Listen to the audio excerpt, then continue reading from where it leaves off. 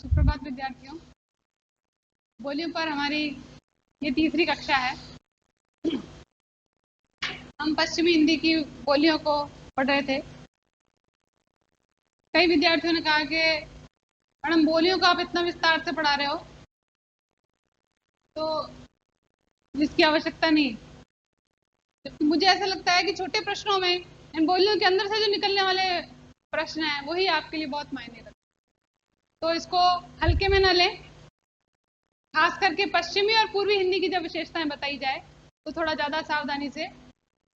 हम दो प्रमुख बोलियों की विशेषताएं, ब्रज की और खड़ी बोली की विशेषताएं कर चुके हैं, जो कि प्रमुख पश्चिमी हिंदी में आती है। और पश्चिमी हिंदी की जब भी विशेषताएं पूछी जाएगी आपसे तो ये दो ही बोली की विशेषताएं जो है आपके लिए पर्याप्त होगी। फिर भी कुछ ऐसी विशेषताएं हैं जो इन तीन बोलियों की भी है, जो उससे कुछ हटके है, तो उसको भी देख लीजिए। कुछ कुछ चीजें अगर उसकी भी याद रह जाए आपको तो आपका उत्तर बहुत अच्छा बन सकता है। शुरू करते हैं बुंदेली भाषा से। बहुत छोटी सी बोली है और इसमें कोई विपुल साहित्य की रचना भी नहीं है। लोक साहित्य की रचना इसमें सर्वाधिक देखने को मिलती है। और हिंदी साहित्य में जो रीतिकाल में हम लाल कवि, रीतिकाल में देख लीजिए कि भूषण, सूदन और लाल तीन प्रमुख वीर कवियों के बारे में हम पढ़ते हैं जिन्होंने वीर काव्य की रचना करी। हम जब उसकी तीन श्रेणियां करते हैं, रीतिबद्ध, सिद्ध और मुक्त, तो उसमें ये तीनों ही बद्ध में आते हैं रीति परंपरा में, क्योंकि उस लक्षण काव्य परंपरा में आबद्ध होकर के ही काव्य रचना कर रहे हैं। लेकिन श्रृंगारिक रचना नहीं की है इन्होंने वीर काव्य रचाया। तो उसमें से एक लाल कवि है जिसका छत्र प्रकाश जो है वो लाल कवि नाम है उसका, पूरा नाम है गोरेलाल, और इसकी रचना है छत्र प्रकाश, जो कि बुंदेली भाषा की है।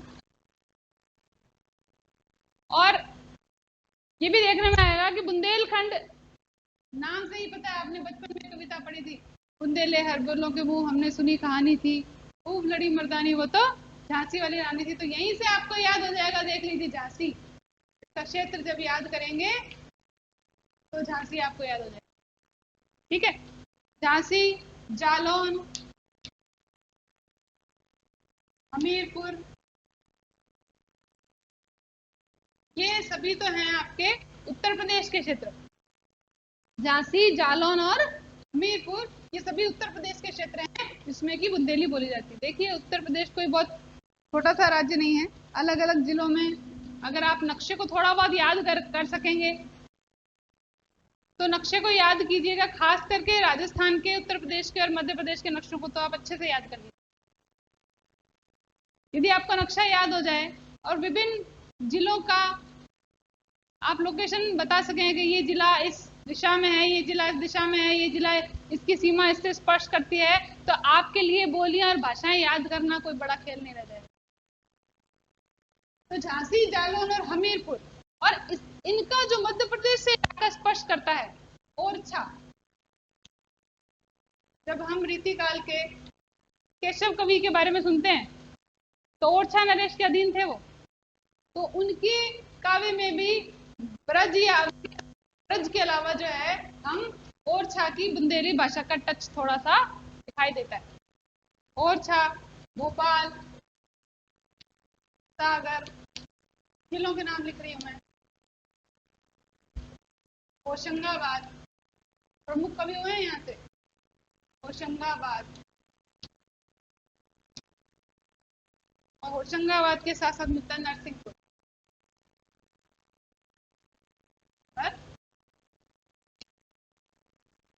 ये प्रमुख क्षेत्र हैं।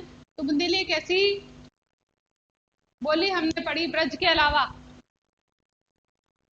जो 1 से 2 राज्यों में बोली जाती है। इस बारे में भी हमने पढ़ा था कि गुड़गांव का थोड़ा सा क्षेत्र और यानी हरियाणा में, और तीसरा राजस्थान का उत्तरी पूर्वी इलाका या पूर्वी इलाका ही मान लीजिए, अलवर भरतपुर का कुछ क्षेत्र जहां पर ब्रज भाषा, ब्रज बोली बोली जाती है।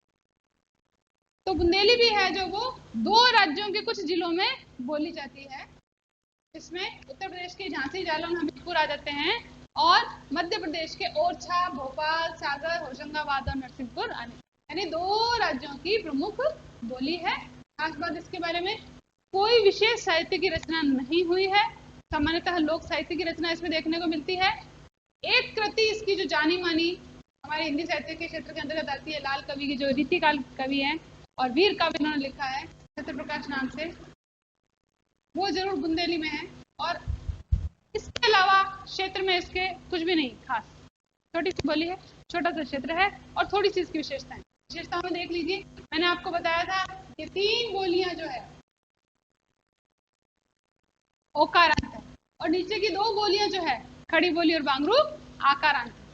ठीक है, अब ओकारांत इसकी प्रमुख बोली है, तो आप कुछ कोई भी शब्द जो है ढूंढ के इस बोली का लिख सकते हैं। जैसे मैंने लिखा है मारो, जैसा आपका ब्रज में मिलता है बिल्कुल ऐसा का ऐसा इसी में मिलता है। खास बात जो ब्रज से अलग है इसके अंदर वो देख लीजिए, इसमें परसर्ग कुछ विशेष है जो इसको ब्रज से अलग करते हैं। जैसे कर्ता ने कर्म को जो हम लिखते हैं, यहाँ लिखते हैं कर्म का जो परसर्ग है वो है खौ, अलग है थोड़ा सा, ब्रज से हटके है थोड़ा सा, याद करने में आसानी रहेगी। तीसरा है संप्रदान, हम कहते हैं के लिए, उसमें कहा जाता है के लाने। जाय के लाने ये कार्य किया, जाय के लाने ये काज किया, इसलिए इस काम के लिए मैंने ये काम किया। ठीक है, तो के लिए की जगह के लाने का प्रयोग किया जाता है। परसर्गों में 2 ही प्रमुख है, 2 ही कुछ अलग है ब्रज से, इसलिए मैंने केवल 2 की ही आपके सामने चर्चा करी। इसके अलावा है, हम भविष्य काल की बात करते हैं, गागेगी की जगह भविष्यकालिक सहायक क्रिया या भविष्यकालिक सहायक क्रिया की बात होगी। जैसे अपन गागेगी जहां प्रयोग करते हैं, यहां पर प्रयोग किया जाता है हुई है,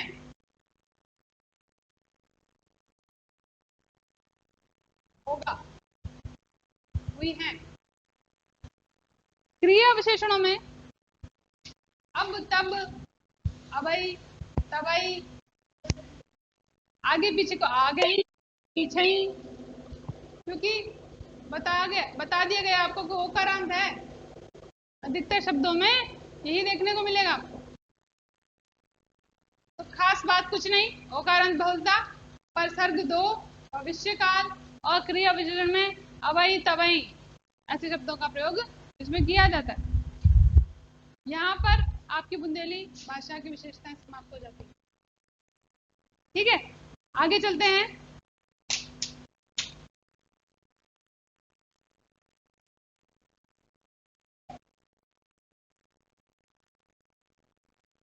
छोटी सी बोली थी और ज्यादा महत्वपूर्ण भी नहीं थी, इसलिए अपन ने इसको छोटे में ही समेट दिया। आगे चलते हैं हमारी कन्नौजी, कन्नौज क्षेत्र। कन्नौज क्षेत्र कौन सा है? अवधि और ब्रज के बीच वाला क्षेत्र। तो याद करना बड़ा आसान है, यदि आपको अवधि का क्षेत्र याद है, मैं बार बार नक्शे की बात इसीलिए करती हूँ कि अवधि बोलने वाले आपको क्षेत्र याद हैं, ब्रज बोलने वाले यदि क्षेत्र याद है, उनके जो बीच का क्षेत्र आपको याद करना हो तो आपके लिए कन्नौजी याद हो जाएगी आपको। ठीक है,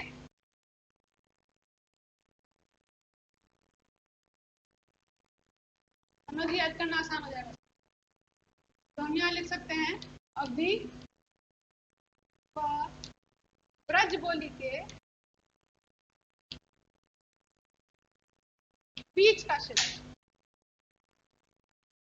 इन दोनों बोली के बोलने वाले जिलों के बीच वाले जो जिले हैं वहां पर ये बोली बोली जा रही। अब कन्नौज क्षेत्र में देख लीजिए, खास करके इटावा, देव कवि जहाँ के हैं, रीतिकालीन, फर्रुखाबाद,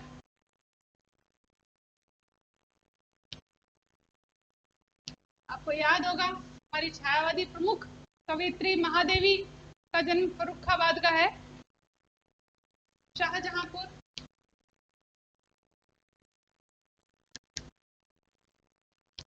हरदोई, पीलीभीत,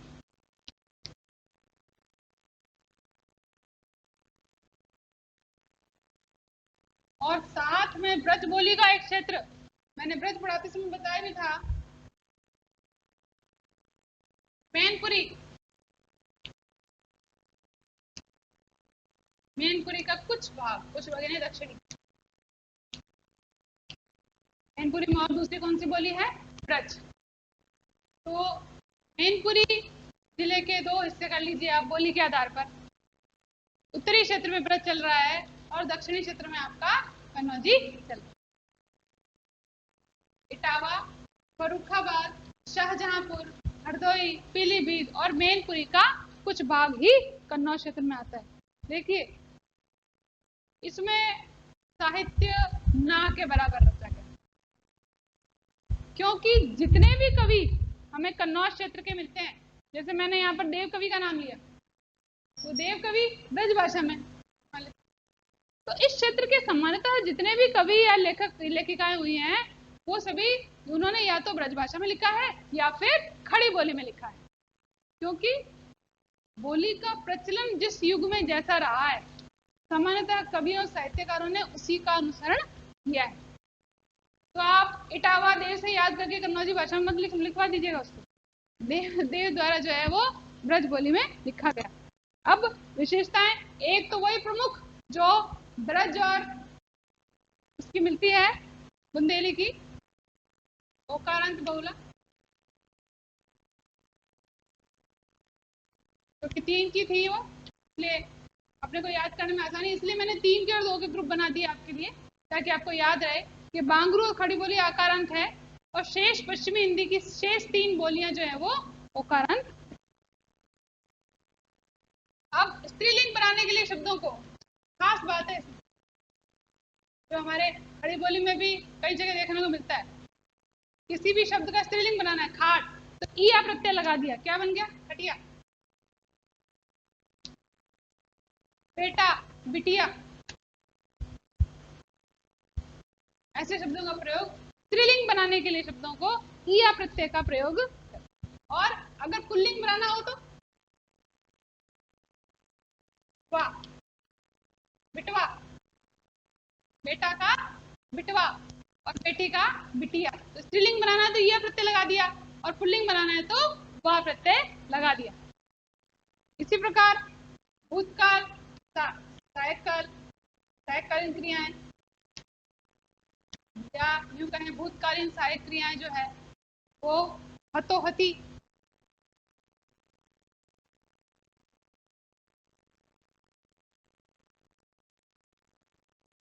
हम था थी का प्रयोग करते हैं, इसमें हतो और हति का प्रयोग देखने को मिलता है। भविष्य काल में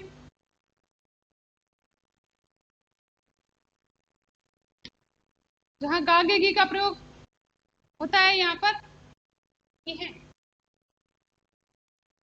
आएगा का खाई है, जाएगा का जाई है, होगा का होई है, यह लगा दिया जाता है, भविष्यकालीन सहायक क्रिया बन जाएगी।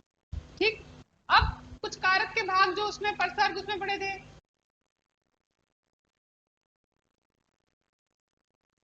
हमने बुंदेली में उसी टाइप के कुछ हैं, इसमें कर्ता में